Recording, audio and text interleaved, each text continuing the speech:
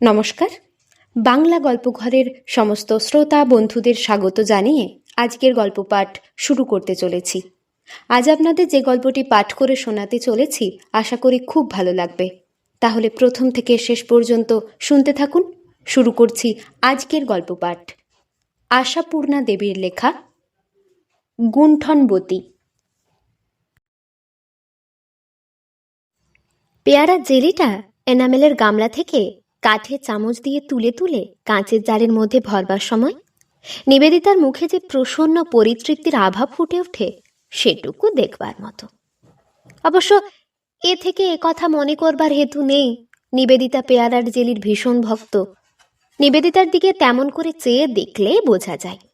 থালা ভর্তি বড়ি রোদে দেবার সময়, ভাঁড়ারের শিশি বোতলগুলি ঝেড়ে মুছে চকচকে করবার সময়, কি ধপধপে ওয়ারগুলি বালিশে পরাবার সময় নিবেদিতার মুখে লেগে থাকে এমনই পরিতৃপ্ত প্রসন্নতা। আবার সেই মুখই বিরক্তি কুঞ্চিত হয়ে উঠতে মুহূর্ত দেরি লাগে না। চোখে যদি পড়ে যায় স্বামী অথবা পুত্তুর কেউ জুতো জোড়াটা খুলে যেখানে রাখবার সেখানে না রেখে ইঞ্চি কয়েক তফাতে রেখেছেন, অথবা চাকুর ছোঁড়াটা কুটনোর খোসাগুলো বাড়ির বাইরে ফেলে না এসে উঠোনেই ফেলেছে, ব্যাস পরিপাটি আর পরিচ্ছন্নতা নিবেদিতার জীবনের একমাত্র সাধনা। ছোট্ট সংসার, আর এই সংসারটি গড়ে তোলবার সমস্ত কৃতিত্বই নিবেদিতার। এর প্রত্যেকটি তুচ্ছতম জিনিসেও নিবেদিতার হাতের স্পর্শ। বছর 15 বয়সে নিবেদিতার যখন বিয়ে হয়েছিল, স্বামীর সত্যস্মরণ যখন নাবালক বললেই চলে, বিধবা মায়ের অঞ্চল নিধি মামার বাড়িতে মানুষ, মায়ের কষ্ট কমাবে এই সাধু সংকল্পটুকু ছাড়া তখন আর বেশি কিছু বস্তুর সঞ্চার হয়নি তার মনে। 20 বছর বয়সে বিয়ে পাশ করেই ঢুকে পড়েছিলেন এক সওদাগরি অফিসে, এবং সেই সামান্য উপার্জনের ভরসাতেই বিয়ে করতে দ্বিধা করেননি মায়ের স্বাদ মেটাতে। অবশ্যই নিবেদিতাই বা এমনই কি অসামান্য ঘরের মেয়ে। কেরানি বাপের ঘরে নেহাত হেলাফেলায় জীবন কেটেছে ছেলেবেলায়। বছর 8 বয়স থেকে ছোট ছোট 2-3টি ভাই বোনের প্রায় সবটুকু দায়িত্বই তার ঘাড়ে চাপানো হয়েছিল মায়ের সময় অভাবের অজুহাতে। অজুহাত বলাটা হয়তো আপাত দৃষ্টিতে অন্যায়, কিন্তু মূল অনুসন্ধানী তীক্ষ্ণ দৃষ্টি অন্য মন্তব্য করবে। যাক সে কথা, সে জীবন নিবেদিতা ভুলে গিয়েছেন। মামা শ্বশুর বাড়িতে বছর 3-4 ধরে যে পরগাছা জীবনযাপন করতে হয়েছে সে জীবনও ভুলেছেন। এখন নিবেদিতার নিজের সংসার, নিজের রচনা। শাশুড়ের মৃত্যুর পর থেকে সত্যস্মরণকে অবিরত একরকম উত্ত্যক্ত করে করেই বেরিয়ে এসেছিলেন তিনি এই বহু পরিবারের বেড়াজাল থেকে। ভীরু সত্যস্মরণ প্রথমে দিশেহারা হয়েছিলেন নিবেদিতার এই দুঃসাহসে। নিশ্চিত ভেবে রেখেছিলেন আবার লজ্জায় মাথা খেয়ে ফিরে আসতে হবে এই মামার বাড়ির জটিল সংসার চক্রের মধ্যে। কারণ নিজে আলাদা একটা সংসার করা সম্ভব এর ধারণাই তার ছিল না। ভেবেছিলেন আচ্ছা বেশ, জব্দ হোক কিছু। কিন্তু তাক লাগিয়ে দিয়েছেন নিবেদিতা। যেমন তেমন করে শুধু সংসারই করেননি, সে সংসারকে ছবির মতো করে সাজিয়েছেন, ফিটফাট, ছিমছাম, পরিপাটি, সুন্দর। অথচ নিজের জেদে আলাদা হয়ে এসেছেন। এই অপরাধবোধের দায়িত্বে স্বামীকে কখনো এতটুকু ঝক্কির ভার দেননি। কোথা দিয়ে যে কি হচ্ছে সত্যস্মরণ টেরও পাননি, কখনো খোঁজও নেননি। নিজেকে সম্পূর্ণভাবে সমর্পণ করে দিয়েছিলেন নিবেদিতার হাতে। অবশ্যই জীবনকে বেশি জটিল করে তোলেননি তারা। ছোট্ট সংসার, চাহিদাও পরিমিত। একটি মেয়ে, তাকে বিয়ে দিয়েছেন বছর 4-5 আগে। কৃতি জামাই দূরে থাকে, কদাচিৎ আসে, তাতে দুঃখ নেই নিবেদিতার। মেয়ে সুখে আছে, এই ভালো। এই বিয়েটাও তো নিবেদিতারই অশেষ চেষ্টার পুরস্কার। সত্যস্মরণের সাধ্য ছিল এমন একটি জামাই জোগাড় করবার? আরেকটি সন্তান, ছেলে গৌতম। তার জন্য যথা সময়ে যথোপযুক্ত খাওয়া দাওয়া যোগান দেওয়া ছাড়া আর কিছু করবার নেই। নিজের ধারে কেটে যাচ্ছে সে। টকাটক করে এগিয়ে এগিয়ে সাধারণ ছেলেদের চাইতে বেশ কিছু কম বয়সেই এমএ পড়ছে এখন। তাকে গড়বার জন্যে নিবেদিতাকে আর কিছু করতে হবে না। এতদিনে যেন যুদ্ধের প্রয়োজন ফুরিয়েছে নিবেদিতার। জীবনে এসেছে একটা স্তিমিত শান্তি। এখন শুধু মসৃণ পথটায় চাকাটাকে গড়িয়ে দেওয়া। অথচ নিবেদিতা আজও যেন ফুরিয়ে যায়নি। তার অটুট স্বাস্থ্য আর অক্লান্ত মন নিয়ে তিনি দৈনন্দিন কাজগুলোই করে তুলেছেন অফুরন্ত। ফর্সা বিছানা আরও ফর্সা করেছেন, ঝাড়া ঘর আবার ঝাড়ছেন। স্বামী, পুত্র আর ভৃত্য এই তিনটি প্রাণীকে প্রত্যেকটি খুঁটিনাটি বিষয়ে অহরহ টিকটিক করছেন। বড়ি দিচ্ছেন, আচার করছেন, নতুন নতুন খাবার শিখছেন বই, কাগজ, রেডিও থেকে। সত্যস্মরণ নাম দিয়েছেন বাতিক। কি একটা কাজে বাড়ির ভিতরে এসে সত্যস্মরণ দাঁড়িয়ে পড়লেন। হেসে বললেন, আবার কি হচ্ছে আজ? নতুন কি বাতিক? নতুন নয়, পুরনো। নিবেদিতা হাসলেন। কি চমৎকার, সোনার মতো রংটা হয়েছে দেখো। পেয়ারাগুলো ভালো ছিল। বরাবরই এইরকম স্বর্ণবর্ণের জেলি বানিয়ে থাকেন নিবেদিতা। তবু প্রত্যেকবারই যেন নিজের কৃতিত্বে মুগ্ধ হন, পুলকিত হন। সব বিষয়েই এই রকম। প্রায় প্রত্যেক হপ্তাতেই সত্যস্মরণকে শুনতে হয়, বিছানাটা কি ফর্সা হয়েছে দেখেছ? তোমার ধোপার চেয়ে অনেক ভালো। সত্যস্মরণ যদি অজ্ঞাতবশত ছোকরা চাকরটার প্রশংসা করে বসেন এর জন্যে, হেসে গড়িয়ে পড়েন নিবেদিতা। বলেন, ওই আনন্দেই থাকো। ফটকের বাবার সাধ্যি আছে একটা ওয়ার এরকম ফর্সা করবার? শ্রীমতী নিবেদিতা দেবী, বুঝলে? সত্যস্মরণ বললেন, বামনি ধোপানি একটু উঁচু দরের হবে বই কি। প্রায় এই এক ধরনেরই কথা, একই ধরনের হাস্য পরিহাস। আলাপে আলোচনায় বৈচিত্র্যের স্বাদ আনবার যোগ্যতা সাদাসিধে মানুষ সত্যস্মরণের নেই। নিবেদিতার ছিল কিনা সে সন্ধান করেছে কে? আত্মীয় স্বজন যার আছে সবাই এক গোয়ালের। গৌতমী স্কুল কলেজ নিয়ে একটু কথাবার্তা কইতে ইচ্ছে করে নিবেদিতার। খুঁটিয়ে খুঁটিয়ে জিজ্ঞেস করতে ইচ্ছে করে সারাদিন সে কি করলো, কার সঙ্গে মিশলো, এইসব। বিচারকের ভঙ্গিতে নয়, সুহৃদের ভঙ্গিতে। কিন্তু বড় গম্ভীর ছেলে গৌতম, ওর সঙ্গে গল্প বেশি এগোয় না। তাই মনের কাজ যত ফুরোচ্ছে নিবেদিতার, হাতের কাজ তত বাড়ছে। কে জানে, মনটা ফুরিয়ে যায়নি বলেই হয়তো এই তার প্রকাশ।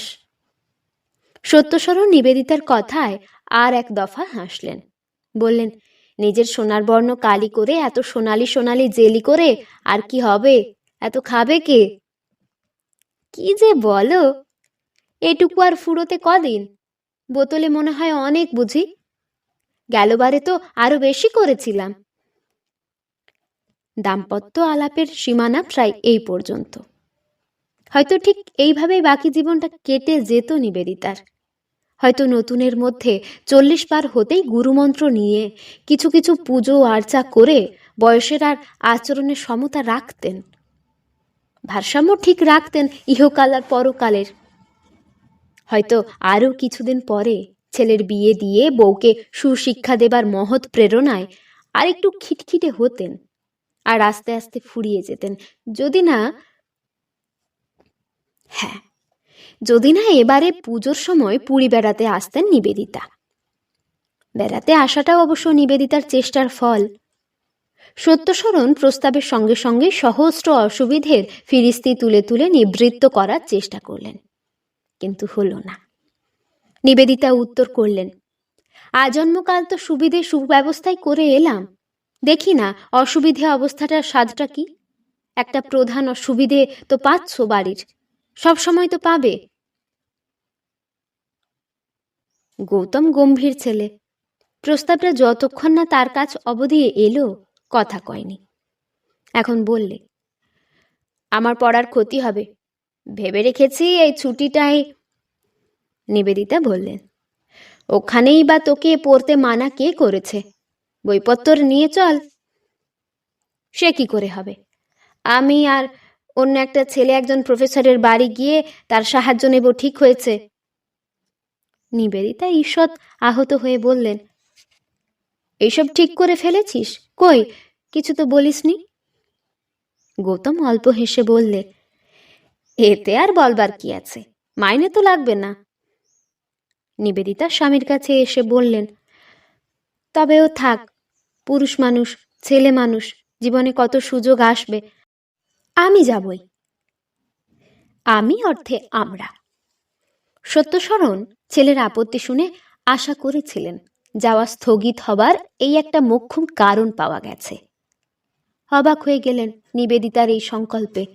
বললেন, ও থাকবে তো খাবে কি? হ্যাঁ, ফটকে থাকবে, যা পারবে করবে, দুজনে খাবে। চারজনেই যাওয়া হবে ভেবে রেখেছিলাম, তা যখন হলো না, করা যাবে কি? ফটকে ছোঁড়ার কপালে নেই। সত্যশরণ হতাশ হয়ে নিজেকে নিয়তির হাতেই সঁপে দিলেন। কদিন পরে বেশ একটি প্রকাণ্ড লটবহর আর তার সঙ্গে স্বামীটিকে নিয়ে পুরী এলেন নিবেদিতা। যদিও স্বামীকে আগে ভয় দেখিয়ে রেখেছিলেন, অসুবিধে অবস্থার স্বাদ পরীক্ষা করতে যাচ্ছেন, কিন্তু কার্যক্ষেত্রে দেখা গেল ব্যবস্থার সুবিধের সামনে বসবার কোনো অবসরে রাখেননি নিবেদিতা, নিজের বাতিকেও রাখেননি। অনুষ্ঠানে ত্রুটি থাকবে এ সহ্য শক্তি নিবেদিতার প্রকৃতিতেই নেই, বিশেষ করে সত্যশরণের ব্যাপারে। তবু এখানে এসে হঠাৎ যেন বদলে গেলেন নিবেদিতা, যেন বয়সের একটা মোটা অংশ হারিয়ে ফেললেন। নিবেদিতা সময়ের জ্ঞান ভুলে ঝিনুক সংগ্রহ করবেন, বালির গাদায় পা ডুবিয়ে চলৎ শক্তিহীনের ভূমিকায় হেসে কুটি কুটি হবেন, একটু নির্জনতার সুযোগ পেলেই ছুটোছুটি খেলবেন। সত্যশরণ বললেন, এখানে এসে খুকি হয়ে গেলে যে। সত্যিই বটে। শুধু বয়স বলেই নয়, গম্ভীর স্বভাব ছেলে গৌতম বড় হবার সঙ্গে সঙ্গে স্বাভাবিক নিয়মে নিবেদিতার নিজের স্বভাবের উপর যে একটা গাম্ভীর্যের কোটিং পরে আসছিল, সেটা যেন এখানের এই উদ্দাম সাগুরে হাওয়ায় ছিঁড়ে খুঁড়ে কোথায় উড়ে গেছে। সত্যশরণ ঠিক যেন তার নাগাল পান না, একটু যেন বিপর্যস্ত হন। ক্ষেত্তরের কাঁসা ভালো বলে বাসন কেনবার জন্য যে বেশ একটি মোটা অঙ্কের টাকা আলাদা করে এনেছিলেন নিবেদিতা, তার সদ্য ব্যবহার করবার চার কই। দোকান বাজারের দিকেও তো যেতে চান না। বেরোনো মানেই এই সমুদ্র তীর, এই বালির বৃন্দাবন। কি এত ভালো লাগে নিবেদিতার!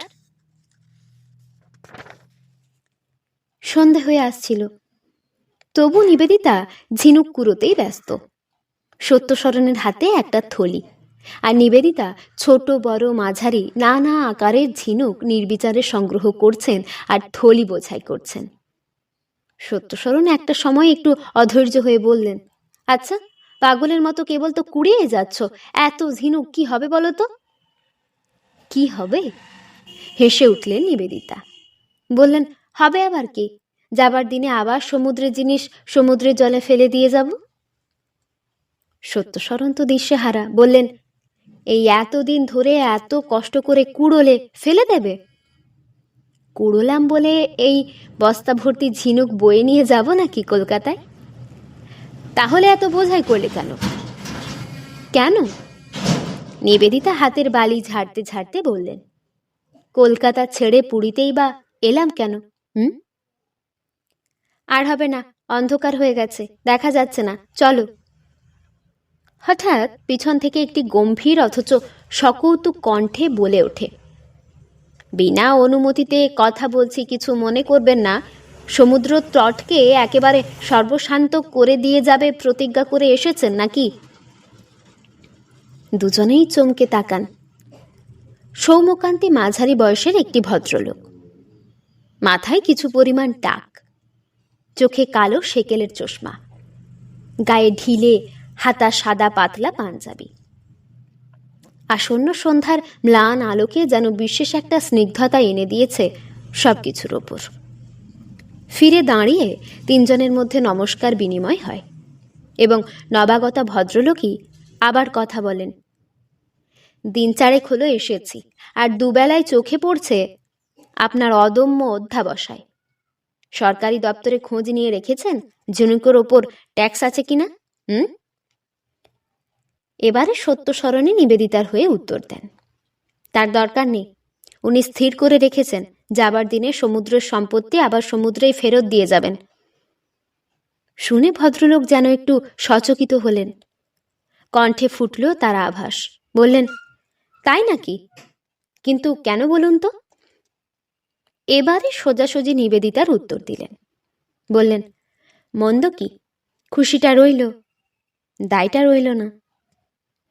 ভদ্রলোক বললেন, তা বেশ, আপনার পরিকল্পনাটি নতুন, আধ্যাত্মিক ব্যাখ্যা করা চলে। সত্যস্মরণ বললেন, বেশ তো, চলুন না আমাদের বাসায়, দুদণ্ড বসে বসে ব্যাখ্যা ট্যাখ্যা যা কিছু সব হবে। ভদ্রলোক হেসে বললেন, কোথায় আপনার বাসা? হ্যাঁ, এই তো একটুখানি, বালি ভাঙা একটুখানি। সত্যস্মরণও হাসেন, তা যা বলেছেন, বালির রাস্তা বেজায় জোচ্চোর, 1/2 মাইল দূরে থেকে মনে হয় ওই যে, ওই তো সামনে। তা আপনি কোথায়? ভদ্রলোক একটা বিখ্যাত হোটেলের নাম উল্লেখ করলেন। আরে, ও তো আমাদের বাসার কাছেই, দেখেননি, তীর্থকুটির। তবে আর কি, চলুন এগোনো যাক। গরিবের কুঁড়ে একবার পায়ের ধুলো দিয়ে তারপর স্বস্থানে যাবেন। আমরা মশাই কলকাতার লোক, যেখানেই যাই 2 দিন হাঁপিয়ে উঠি। সমুদ্রের ধারে এসে আপনি হাঁপিয়ে উঠেছেন? বলেন কি? বিজ্ঞানকে যে উড়িয়ে দিতে চান দেখছি। চমৎকার হেসে ওঠেন ভদ্রলোক। হাসিটা সত্যিই ভারী সুন্দর, খোলামেলা। নিবেদিতার স্বামীর এই কাণ্ডজ্ঞানের অভাবে মনে মনে অস্বস্তি বোধ না করতে আর পারেন না। রাস্তায় দেখা হয়েছে, বাঙালির সঙ্গে 2 কথা কয়েছ, মিটে গেল ল্যাঠা, তাকে আবার ডেকে ডুকে বাড়ি নিয়ে যাওয়া কেন? স্বামীকে উদ্দেশ্য করে বলতে যান, তুমি তো বেশ লোক, উনি হয়তো এইমাত্র বেরিয়েছেন, হয়তো বেড়ানো শেষ হয়নি, ধরে নিয়ে যাচ্ছ মানে? কিন্তু বলতে গিয়ে থেমে গেলেন। কি জানি, তার অনিচ্ছে ভাবটা যদি ধরা পড়ে যায়।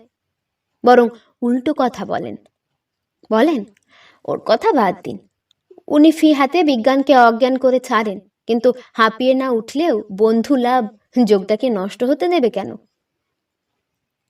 এই কথাটা বলেই বরং সন্তুষ্ট হন নিবেদিতা। বেশ ঝরঝরে কথাগুলো বলা গেল।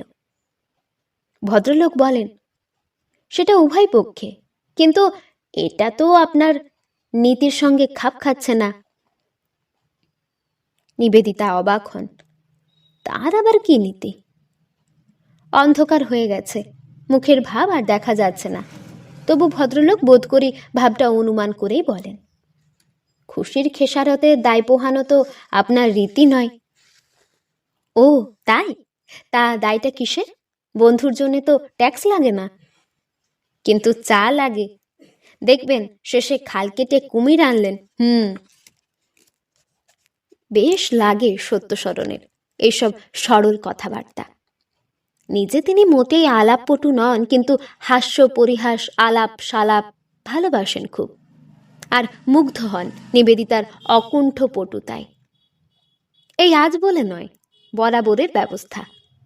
বাড়িতে অতিথি কুটুম্ব, জামাই বেহাই, মেয়ে পুরুষ যেই আসুক, অভ্যর্থনার দায় নিবেদিতার। নিজের কাজ কামাই করে তাদের মান রক্ষা করতে হবে বসে বসে নিবেদিতাকেই। সত্যস্মরণ অপটু, গৌতম অনিচ্ছুক। সত্যি পারেনও নিবেদিতা, যার সঙ্গে যেমন। ভদ্রলোক সেদিন এলেন বটে, তবে বসলেন না। আগামী দিনের জন্য চায়ের নিমন্ত্রণ পাতিয়ে বিদায় নিলেন। বললেন, বাড়ি তো চিনে নিলাম, আর ঠেকায় কে? বিদ্যুতালোকে স্পষ্ট করে আর একবার দেখা গেল মানুষটাকে। মাঝারি বয়স, হয়তো নিবেদিতার চাইতে 2-1 বছরের বড়, হয়তো বা তাও নয়।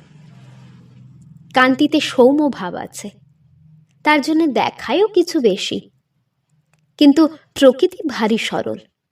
গম্ভীর গলা, কিন্তু ভাষায় সরস কৌতুকের হীরক ধার। পথে আস্তে আস্তে পরিচয় জানাজানি হয়ে গেছে। ভদ্রলোক এক বেসরকারি কলেজের প্রফেসর। বিয়েটিয়ে করেননি। শখের মধ্যে বছরে দুটো বড় ছুটিতে কাছে পিঠে একটু বেড়াতে আসা, নেশার মধ্যে অধ্যয়ন। যে বই ভালো লাগে 10 বার পড়েন, যে দেশ ভালো লাগে 5 বার যান। পুরীতে এসেছেন এই নিয়ে 12 চারেক। শুনে নিবেদিতা চোখ বড় বড় করে বলেছেন, কেন বলুন তো? ভারতবর্ষের আর সব দেশেরা কি অপরাধ করল? প্রফেসর হেসেছিলেন। বছরে দুটো করে দেশ দেখলেই কি ভারতবর্ষের সব দেশ ফুরিয়ে উঠতে পারবো? তবু মোটামুটি ভালো ভালো জায়গাগুলো তো দেখা হয়ে যাবে। তখন আবার মনে হবে, কি আর হলো, পৃথিবীতে কত কত ভালো ভালো জায়গা অদেখা রয়ে গেল।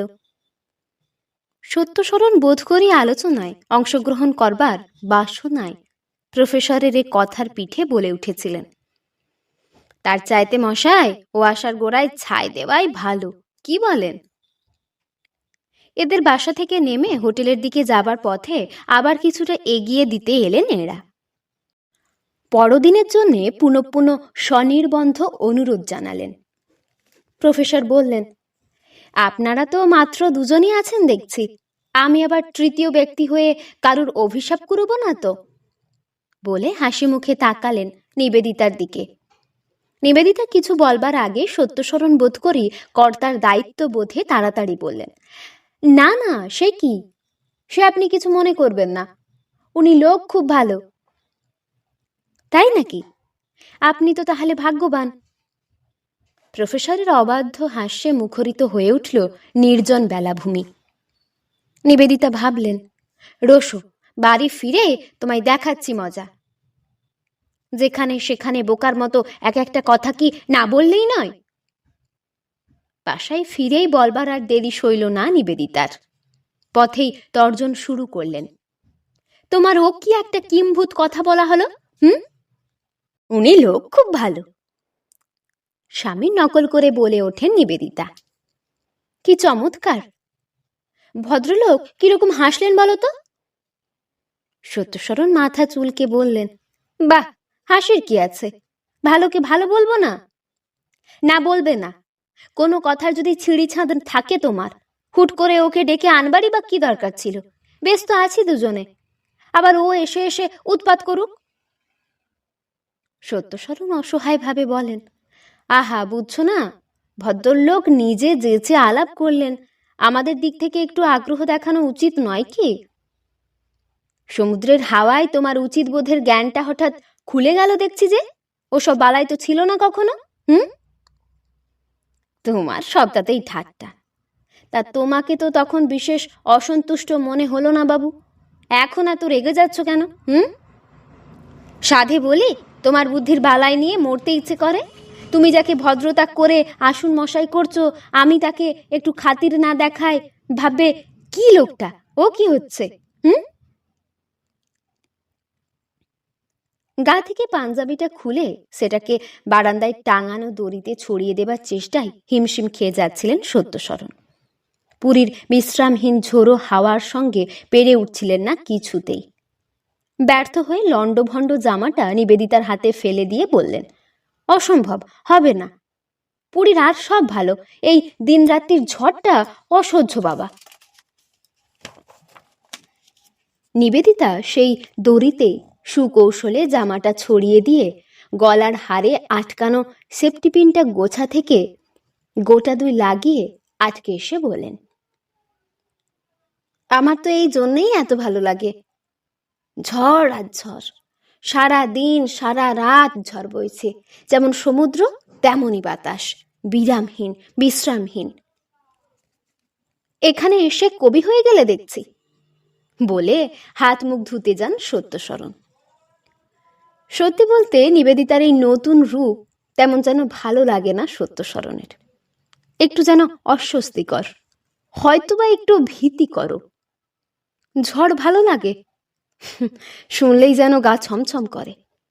আসল কথা, জগতে শুধু প্রিয়া আর আমি, এমন নিঃসঙ্গ অবস্থা জন্মে কখনো আসেনি সত্যস্মরণের। ঠিক ম্যানেজ করতে পারছেন না। রাগ হয়ে গৌতমের উপর। এলেই পারতো ছেলেটা। ফটিকটাও আসতে পেত, তাহলে সংসারটা সংসারের মতো লাগতো। একেবারে নিছক একলা। একটি যদি বা সদালাপি লোক জুটল, দুটো কথা কয়ে বাঁচা যাবে, তাও নিবেদিতার পছন্দ নয়। আশ্চর্য! শুধু স্ত্রীর সঙ্গে গল্প কতক্ষণ করা যায়? ভদ্রলোকের নাম জ্যোতিষ্বর মুখার্জি।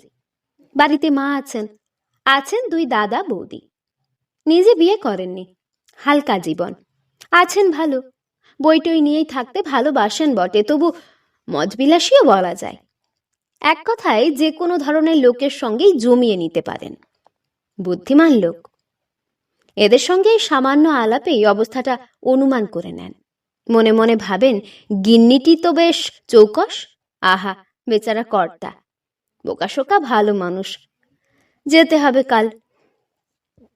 ঝড় আর ঝড় না, ঠিক ঝড় বলা চলে না, ঝোড়ো হাওয়া। মুঠো মুঠো বালি উঠছে, ভিজে ভিজে নোনা বালি জমা হচ্ছে চুলে, কাপড়ে, ঘরের কোণে কোণে। দড়িতে ঝোলানো সত্যস্মরণের জামাটা তোলা হয়নি, ওটা যেন শূন্যে মাথা কুটে কুটে মরছে।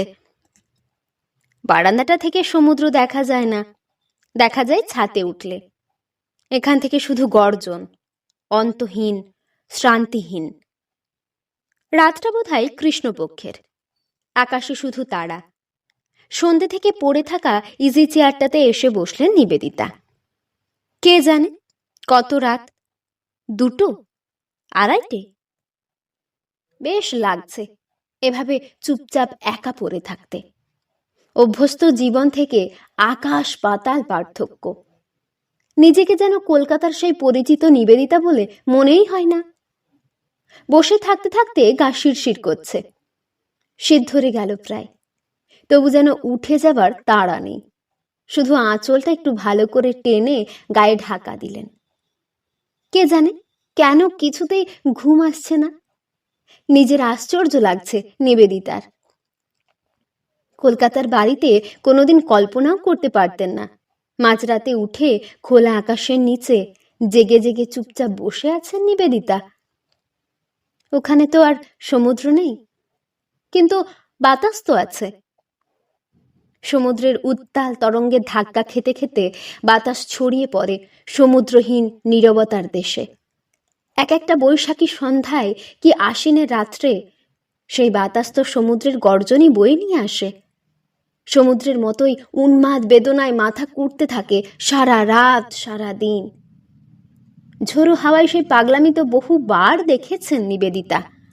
কই, নিজেকে এমন অসহায় তো মনে হয়নি, এমন করে হারিয়ে ফেলেননি তো নিজেকে।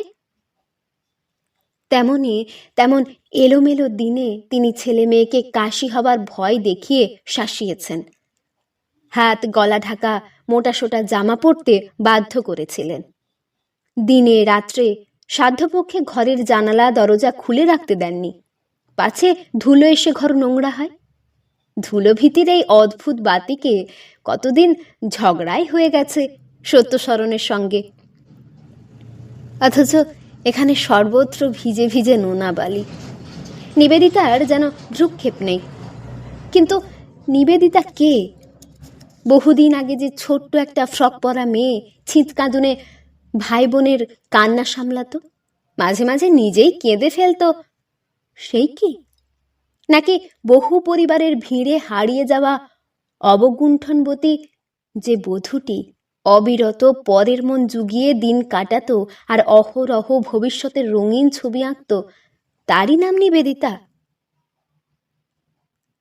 আর এই যে আপন পরিমণ্ডলে দীপ্ত উজ্জ্বল আত্মপ্রত্যয়ে স্থির সচেতন মহিমময়ী নিবেদিতা, অনেকের ভয়, অনেকের সম্ভ্রম, আর অনেকের ঈর্ষার পাত্র হয়ে বিরাজ করছেন। নিবেদিতা যাকে যথার্থ নিবেদিতা বলে মেনে এসেছেন এতদিন, তিনি ছাড়াও আর কোথাও আর কেউ আছে নাকি নিবেদিতা যার নাম? সে কি ছিল? সে কি নতুন জন্ম নিল? তার চেহারাটা আবার কি রকম? মানুষ নাকি বারবার জন্মায়, বারবার মরে। দেহান্তের নীতি মেনে মেনে তার এই জন্ম মৃত্যুর শৃঙ্খল রচিত। কিন্তু দেহান্ত না হয়েও তো একই দেহে কি বারবার মৃত্যু ঘটে না মানুষের? বারবার জন্মলাভ হয় না? প্রতি মুহূর্তেই তো মরছে মানুষ, প্রতি মুহূর্তেই ফের জন্মাচ্ছে নতুন মূর্তি নিয়ে। সেই অনেকগুলো জন্ম মৃত্যুর সমষ্টিতে গড়া মানুষকে কি করে তবে এক বলা যায়? কি করে সব সময় চিনতে পারা যাবে তাকে? এ কি, তুমি কখন উঠে সেই ঝোড়ো হাওয়ার মুখে বসে আছো? হ্যাঁ? ডেক চেয়ারটার পাশে সত্যশরণ এসে দাঁড়ালেন। শিথিল ভঙ্গি ত্যাগ করে নিবেদিতা উঠে বসলেন। বললেন, এই তো একটু আগে তুমি অমনি এসে হাজির হয়েছ। কি ভাবলে তোমাকে ফেলে কোথাও উধাও হয়েছে? হ্যাঁ, ভাবলাম তাই। সেই ভয়ে তো ছুটে বেরোলাম খুঁজতে। চলো চলো, খুব হাওয়া খাওয়া হয়েছে, চলো। যাও না তুমি, যাচ্ছি। নাকি বসবে একটু? রক্ষে করো বাবা, ঘরেই যা কাণ্ড হচ্ছে, আলনা থেকে কাপড়গুলো সমস্ত ঘরের মেঝেই জমা হয়েছে, আর তোমার ওই টেবিল ঢাকার কোণটা ক্রমাগত একভাবে উড়ে উড়ে পায়ায় ধাক্কা খাচ্ছে, আর মনে হচ্ছে কে যেন চটি পরে ঘরময় ঘুরে বেড়াচ্ছে। অনেকক্ষণ জেগেছি আমি, তোমারই হাওয়া খেতে খেতে সময়ের জ্ঞান নেই। নিবেদিতা উঠলেন, বললেন, সওগে তুমি, আমি চেয়ারটা তোমার জামাটা তুলে রেখে যাচ্ছি। আরে জামাটা এখনো রয়েছে। হ্যাঁ, কি আশ্চর্য, পিনের খোঁচা লেগে ছিঁড়লো না তো? হ্যাঁ, ছিঁড়ে থাকে তো আপদ গেছে। ওটা তো তোমার সেই কাঁধ বড় পাঞ্জাবিটা। অভ্যস্ত ভঙ্গিতে ফিরে এসেছেন নিবেদিতা। অভ্যস্ত পটুতায় 1 সেকেন্ড চেয়ারটা তুলে জামাটা খুলে নামিয়ে ঘরে এসে বিছানায় শুয়ে পড়েন। সত্যশরণ বললেন, এখানে এসে তুমি যেন কিরকম বদলে গেছো। নিবেদিতা হাসলেন। বদলানোই তো উচিত। চেঞ্জ মানে কি তাহলে? এত টাকা খরচ করে আসার উদ্দেশ্যটাই বা কি? সকালবেলা চায়ের সঙ্গে অনুপানের আয়োজনটা একটু বেশি করা হলো, নিমন্ত্রিত অতিথির খাতিরে। যত্ন করে করে এটা ওটা তৈরি করলেন নিবেদিতা। একসময় বারান্দায় বেরিয়ে এসে স্বামীকে বললেন, তোমার অতিথি আর এসেছে? কাল ভদ্রতার খাতিরে বলল আসবো আসবো, আমার শুধু শুধু কর্মভোগ। বাহ, সে কি, অত করে বলা হলো, উনি নিজেও তো এমন কিছু বেলা হয়নি এখনো, আসবেন ঠিক। রাত্রে দেখা, বাড়ি বুঝতে পারবেন তো? আমার তো এখানে রাস্তা টাস্তা কেমন গুলিয়ে যায়। তোমার কথা বাদ দাও, শুনলে তো ভদ্রলোক 4 বার এসেছেন। কি কি করলে? হাতি ঘোড়া অনেক কিছু। তোমার যেমন সমাজ সংসার ছেড়ে 2 দিন গায়ে হাওয়া লাগাতে এলাম, এখানেও যত সব ঝামেলা জোটাচ্ছ। উফ। সত্যশরণ একটু আহত হন। নিবেদিতা যে সত্যি বিরক্ত হবেন এটা তিনি মোটেই আশঙ্কা করেননি। লোককে খাওয়াতে টাওয়াতে তো খুবই ভালোই বাসেন নিবেদিতা। একটা কিছু বলতে যাচ্ছিলেন, সহসা দেখলেন একটা অনুপম উজ্জ্বল আভায় যেন দপ করে জ্বলে উঠেছে নিবেদিতার বিরক্তি কুঞ্চিত মুখ। 2 হাত কপালে তুলে কলক কণ্ঠে কাকে সম্বর্ধনা করছেন। এই যে, আসুন, এতক্ষণ ভীষণ নিন্দে করছিলাম আপনার। নিশ্চিন্ত নিঃশ্বাস ফেলেন সত্যশরণ। ও তাই? এতক্ষণ ঠাট্টা করছিলেন নিবেদিতা? সত্যি ভারী সুন্দর লোক জ্যোতিশ্বর। খাওয়া নিয়ে এমন একটা আনন্দময় পরিবেশের সৃষ্টি করা যায় এ জানা ছিল না নিবেদিতার। জীবনে অনেক রান্না রেঁধেছেন, অনেক শৌখিন খাবার তৈরি করে করে লোক নেমন্তন্ন করে খাইয়েছেন। ভালো রান্নার খ্যাতি যে নিবেদিতার না আছে তা নয়। মামাতো দেওর আর নন্দাইরা তো কত হইচই করে আমোদ করে খেয়ে যায় তার বাড়িতে, কিন্তু কই এমন মার্জিত সভ্য সরস প্রশংসা কে কবে করেছে? জানে কে? ওরা সবাই যেন কেমন স্থূল। জ্যোতিশ্বর বলেন, এসেছেন তো চেঞ্জে, এত সব জোগাড় যন্তর করলেন কি করে বলুন তো? নিবেদিতা লজ্জিত মুখে বললেন, কি আবার এত জোগাড় যন্তর দেখলেন আপনি? কি যে, তা কি আমি জানি ছাই? এসব অনেক কিছু লাগে তাই জানি। তাহলে একটা ঘরের কথা বলি আপনাকে। আমি বরাবর একা একাই বেরোই। একবার মেজদার শখ হলো সপরিবারে আমার সঙ্গ নেবেন। তা বেশ, চলো। বেশি কোথাও নয়, হাতের গোড়ায় ঘাটশিলায় আমার এক ছাত্রের বাড়ি আছে। মালিগোছের লোকও পাওয়া যাবে একটা, তাই খুব আনন্দ। গোছগাছের ধুম দেখে কে! এই স্টোভ আসছে, এই হকমিক কুকার আসছে, এক গাদা বাসনই কিনে ফেললেন মেজদা। অ্যালুমিনিয়ামের, এনামেলের, হরেক রকম শিশি, বোতল, কৌটো। শেষ পর্যন্ত বলেই ফেললাম, মেজদা, তুমি কি করছো বলো তো? সারা কলকাতাটা তুলে নিয়ে যেতে চাও নাকি? মেজদা বললেন, আরে তুই বুঝিস না, মেয়েরা মোটে অগোছ অবিল্লি দেখতে পারে না। তোর মেজ বৌদির ফর্দ, একটু এদিক ওদিক হবার তো জো নেই, সব সুশৃঙ্খল চাই। ভাবলাম তা বটে, মেয়েদের ব্যাপার বুঝি এ দাবি করতে পারি না। আর একটু এদিক ওদিক হলে যে কি সর্বনাশ ঘটে যেতে পারে তাও জানি না। যাক, খুব সুশৃঙ্খলে কাটানো যাবে এই আনন্দেই আছি। তা প্রথম রাত থেকে শুরু হলো শৃঙ্খলার নমুনা। আশ্বিনের শেষ, কলকাতায় গরম, বাইরে ঠান্ডা পড়েছে কিছু কিছু বিশেষ রাত্রে। ছেলে দুটোকে শুইয়ে মেজদা বললেন, এদের গায়ে একটা করে চাদর টাদর ঢাকা দিয়ে দাও, ঠান্ডা আছে। মেজ বৌদি অবাক হয়ে বললেন, গায়ে দেবার চাদর সে কোথায় পাবো? বাড়তি চাদর তো কিছু আনিনি। মেজদা বললেন, বেশ করেছো, নিজের শাড়ি ডজন তিনেক এনেছো তো?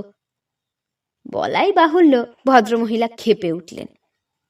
নিবেদিতা বললেন, শাড়ির খোঁটা দিলে কোন ভদ্রমহিলাই বা খেপবেন না? হুম হুম। তিনি তখন শুরু করলেন, সিমলে পাহাড়ে আসছি না, কি করে জানবো যে লেপ কম্বল শুধু আনা উচিত ছিল? আমি তো তবু বুদ্ধি করে ওদের ছোট সোয়েটারগুলো এনেছি, ভাবলাম ভোরে বেড়াতে যাবে, এ তো ভেবে এত গুছিয়ে তো আনলাম।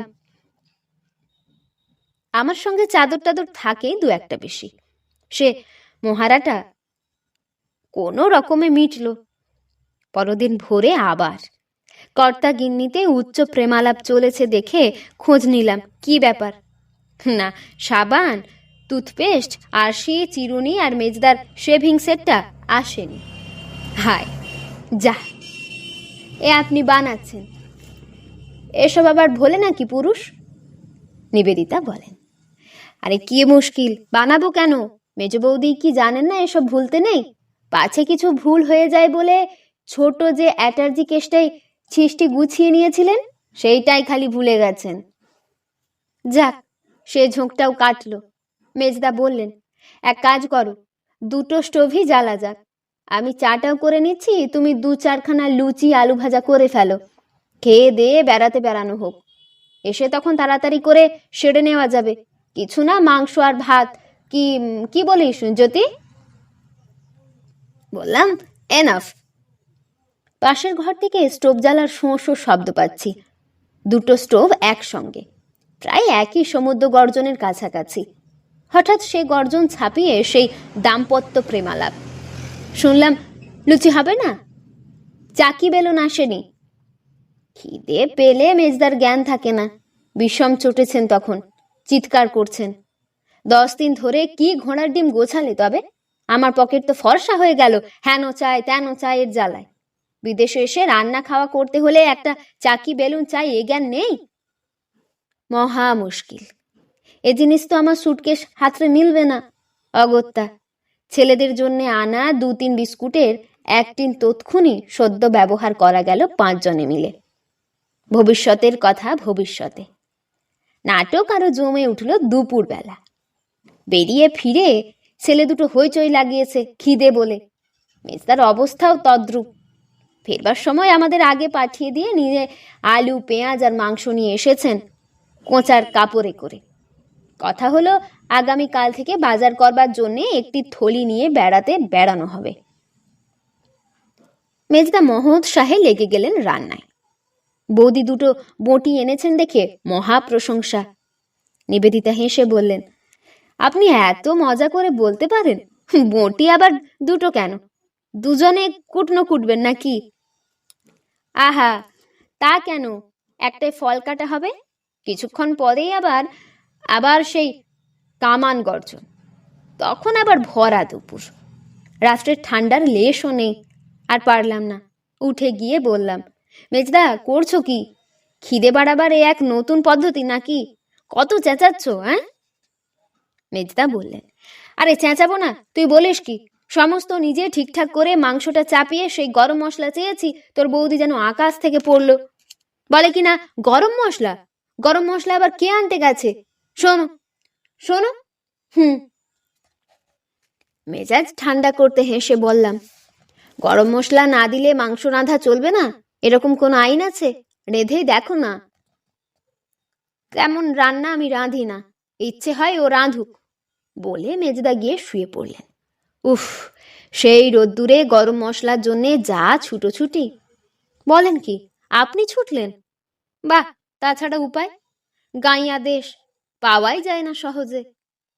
মালি বেটা সেই ইস্তক সামনে আমাকে গরম মশলা বাবু বলে ডাকত। সত্যস্বরণ মহানন্দে মিটিমিটি হাসছিলেন এতক্ষণ। এইবার মহৎ সাহেব বলে ওঠেন, আর ইনি? এর ব্যবস্থা যদি দেখেন, আপনি মাঝ রাত্রে এসে বাঘের দুধ চেয়ে দেখবেন, ঠকাতে পারবেন না। থামো তুমি, থামো, ঝংকার দিয়ে ওঠেন নিবেদিতা। কথা একটু মাত্রা রেখো। সত্যস্বরণ ঈষৎ অপ্রতিভ হয়েও জোর বজায় রাখতে বলেন, বাহ, মিছে বলেছি কিছু? ট্রেন থেকে নেমে মাথা ধরার সময় কি হলো ব্যাপার জানেন মশাই? আমার একটা বিশ্রী ধাত একটু এদিক ওদিক হয়েছে কি আধ কপালে, ঘরে বসে আছে, সময় অসময় নেই, হলেই হলো। আমার মা বলতেন রক্তচন্দন, বরাবর তাই লাগাই, সেরেও যায়। তাজ্জব বলে গেলাম মশাই, সেদিন দেখি ইনি বাসায় নেমেই রক্তচন্দন ঘষে এলে হাজির। তখনও ট্রেনের কাপড় বদলানো হয়নি। চকচকে দাঁতে আলোর মতো হেসে ওঠেন জ্যোতিষ্বর। যত শুনছি ততই আপনার সৌভাগ্যের পরিচয়ে মুগ্ধ হচ্ছি সত্যস্বরণ বাবু। ছেলেটার আক্কেল দেখেছ? সেই একখানা চিঠি ঠেকিয়ে ব্যাস বাবুর কর্তব্য সারা হয়ে গেছে। নিবেদিতা হাতের বইখানা মুড়ে চমকে তাকালেন। চিঠি? কই, কে দিলে? সত্যস্বরণ হো হো করে হেসে ওঠেন, তুমি যে সেই কাদের সাপ এর মতো করলে। চিঠি দিলে আবার কে? দিলে না বলেই তো রাগ করছি, বলছি গৌতম বাবুর আক্কেলের কথা। হয়েছে আর কি, খাওয়া দাওয়ার তো খুব কষ্ট হচ্ছে, তাতেই রাগ অভিমান হয়েছে বাবুর। নিবেদিতা কেমন যেন অপ্রতিভ হয়ে যান। সত্যস্বরণের সঙ্গে গলা মিলিয়ে ছেলের আক্কেলের নিন্দে করতেও পারেন না ছেলের পক্ষ অবলম্বন করতে। স্বামীর মনস্তত্ত্ব তিনি বুঝতে পারছেন। ছেলের জন্য মন কেমন করছে, কি খাচ্ছে না খাচ্ছে ভেবে তার নিজের যা কষ্ট হচ্ছে, সেইটাই রাগ অভিমানের নামে ছেলের দিকেই চাপাতে চাইছেন। আশ্চর্য, এ মন কেমনটা নিবেদিতার না হয়ে হলো সত্যস্বরণের। কই, নিবেদিতার এই কদিন কবার তেমন স্পষ্ট করে মনে পড়েছে গৌতমের কথা? কবার মনে পড়েছে কলকাতার কথা? আনাড়ি ফটিক কি রাঁধছে না রাঁধছে, ঘর সংসার কত অপরিষ্কার করছে, এসব ভেবে তেমন অস্থির হয়েছেন কোনোদিন? প্রথমটা অবশ্য ছেলের ওপর তার নিজের অভিমানটাই ছিল প্রবল। জন্মে কখনো কোথাও যাওয়া হয় না, এবারে সত্যস্বরণের এক বন্ধুর দৌলতে এই বাড়িটা পাওয়া গেল বলেই না অত স্বাদ হয়েছিল নিবেদিতার। স্বামী পুত্র নিয়ে কাটিয়ে যাবেন কিছুদিন, সেই সাধে বাদ সাধল ছেলে। কিন্তু তাই বলে তিনি মা হয়ে সেই অভিমানটাকে বড় করে রেখে দেবেন? ছেলের জন্য মন কেমন করবে না? তাকে কষ্ট অসুবিধের মধ্যে ফেলে রেখে এসে নিশ্চিন্ত হয়ে ভুলে থাকবেন? নিবেদিতার প্রকৃতি তো এরকম হবার কথা নয়। নিবেদিতাকে মৌন দেখে সত্যস্বরণ ফের বলেন, কদিন হলো এসেছি আমরা। সে কথা মনে আছে নিবেদিতার, দেখেছেন সেদিন কি দ্রুত গতিতে দিনগুলো কেটে যাচ্ছে, যেন কোথা দিয়ে কোনো স্বপ্নের ঘোরে। এসেছি আজ এই 23 দিন। এত দিন ফটকির হাতের রান্না খেয়ে বাসনা ঘুচে গেছে বাছাধনের, কি বলো? ছেলের কথাই একটু কইতে চান সত্যস্বরণ, নিন্দার ছলে স্তুতির মতো। তা ভেবো না, সে ছেলে নয় তোমার, ভাঙবে তো মচকাবে না। অন্য আর একটা জগৎ থেকে এ জগতে নেমে আসেন নিবেদিতা। সত্যশরণ বলেন, এক কাজ করলে হয় না, ওকে বিশেষ করে একটা চিঠি লিখে দিই, চলে আসুক, ছুটির শেষ কটা দিন এখানে কাটিয়ে সকলে মিলে একসঙ্গে। নিবেদিতা সহসা কঠিন সুরে রায় দিয়ে দেন, না, আমাদেরই ফেরার চেষ্টা হোক, আর থাকবার দরকার কি? থতমত খেয়ে যান সত্যশরণ। বুঝতে পারেন না এ কাঠিন্য কার উপর, স্বামীর ওপর নাকি ছেলের ওপর? কিন্তু কেন? ছেলের ওপর যা রাগ অভিমান হয়েছিল তার চিহ্ন তো কই এখানে এসে বোঝাই যায়নি। দরকার কি? আসবারই বা কি দরকার পড়েছিল তবে? চেষ্টা চরিত্র করে পুজোর ছুটির সঙ্গে আরো 1 মাস ছুটি নেবার দরকার কি ছিল? কিন্তু ভয়ে কোনো প্রশ্ন করতে পারেন না। আজকাল যেন মাঝে মাঝে নিবেদিতাকে বুঝতে অসুবিধে হচ্ছে। কিন্তু নিবেদিতা নিজেই কি বুঝতে পারেন এ কাঠিন্য তার নিজেরই ওপর? হঠাৎ কোথায় যেন নিজের একটা ত্রুটি ধরা পড়ে গেছে, এ তারই গ্লানি। এসে পর্যন্ত তিনি বা কি এমন অস্থির হয়ে চিঠি লিখেছেন গৌতমকে? প্রবাসী কন্যাকে তো দেনইনি একখানাও। সত্যশরণের সঙ্গে জ্যোতিশ্বরের পরিচয় হবার পর থেকে একটা অলিখিত আইন হয়ে গিয়েছিল। বেড়াতে বেরোবার সময় জ্যোতিশ্বর প্রথমে ওদের বাড়ি এসে হাজির হবেন, এসে চা খাবেন, ততঃপর 3 জনে একসঙ্গে বেরোনো হবে। অথচ এটা এমন কিছু ন্যায্য আইন নয়। জ্যোতিশ্বরও যদি সস্ত্রীক হতেন দৃশ্যটা শোভন হতো, কিন্তু একটি দম্পতি যুগলের মাঝখানে তৃতীয় ব্যক্তির উপস্থিতি বেখাপ্পা নয় কি? জ্যোতিশ্বর 2-1 দিন পরেই এ ব্যবস্থাকে এড়াতে যথেষ্ট চেষ্টা করেছিলেন, পেরে ওঠেননি। পারেননি ওদেরই আগ্রহাতিশয্যে। এত আগ্রহ দেখান সত্যশরণ? কারণটা এই, সংসারে সামাজিক মানুষ সত্যশরণ। পরিচিত পরিবেশ, অফিসের অভ্যস্ত কাজ, সহকর্মীদের সহচর্য সবকিছু ছেড়ে এসে উদয়াস্ত কেবলমাত্র স্ত্রীর সান্নিধ্যে যেন হাঁপিয়ে উঠেছিলেন। তাছাড়া স্বামী স্ত্রীর মধ্যে গল্প আলোচনার যা সব পরিচিত বিষয়বস্তু ছিল, এখানে তার অনেক কিছুই নেই। যাও বা আছে, নিবেদিতার যেন তাতে মনের যোগ নেই। এমন ক্ষেত্রে তৃতীয় ব্যক্তির উপস্থিতি আশীর্বাদের মতো। হ্যাঁ, সত্যশরণ জ্যোতিশ্বরকে আশ্রয় ধরেছেন, তার আকিঞ্চন এড়ানো শক্ত। আর নিবেদিতা, সেই তো এক অদ্ভুত রহস্য। নিবেদিতা যেন একটা অভাবিত সংশয়ের রূপ ধরে জ্যোতিশ্বরের সামনে এসে দাঁড়িয়েছেন। জ্যোতিশ্বরের সঙ্গ লাভেচ্ছায় সত্যশরণ যে আগ্রহ প্রকাশ করেন, নিবেদিতা তো তার 1/100ও করেন না, বরং অনেক সময় স্বামীর কথায় প্রতিবাদী করেন। জ্যোতিশ্বরের সুবিধে অসুবিধের প্রশ্ন তুলে স্বামীকে নিবৃত্ত করবারই প্রয়াস পান, কিন্তু সেইটাই কি সব? জ্যোতিশ্বরের আবির্ভাবের সঙ্গে সঙ্গে নিবেদিতার চোখে মুখে যে আলো জ্বলে ওঠে, সে কি লক্ষ্যের বাইরে থাকবার মতো? সত্যশরণের মতো উদমাদা লক্ষ্যের চোখে যদিও বা না ঠেকে, জ্যোতিশ্বরের তীক্ষ্ণ দৃষ্টির সীমানা থেকে কি করে আত্মগোপন করবে সে জিনিস?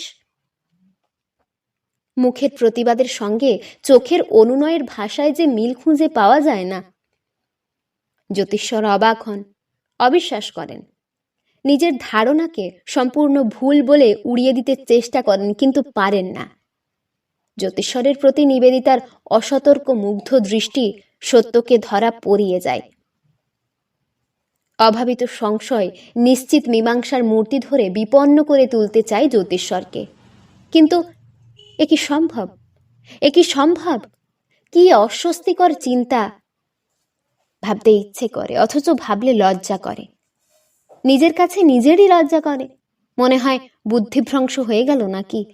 তা নইলে মনে এমন সন্দেহেরও উদয় হয়, এমন একটা অসম্ভব অবাস্তব সন্দেহ। বরং ওদের সঙ্গে যখন ঘোরাফেরা করেন, গল্প করেন, তর্ক করেন, তখন চিন্তাটা এমন পেয়ে বসে না, সন্দেহটা হাস্যকর মনে হয়।